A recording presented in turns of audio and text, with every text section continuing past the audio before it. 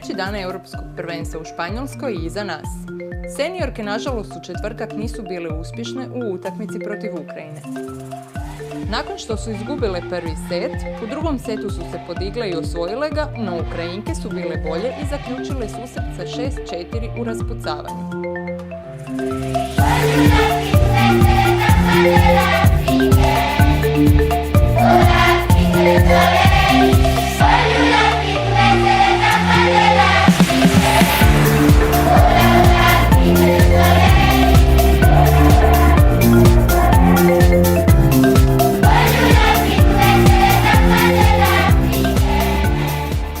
Slabija je u četvrtak bila domaćin Španjolska, a ključna je bila obrana predvođena Davidom Henningmanom i Igorem Totićem, koji je obranio ključnu loptu u posljednjim sekundama utakmice. Hrvatska je tako uzela 5. pobjedu s 2:0 u setovima i zasjela na prvo mjesto u grupi A. U petak su na redu nove utakmice u kojima se očekuje pobjeda.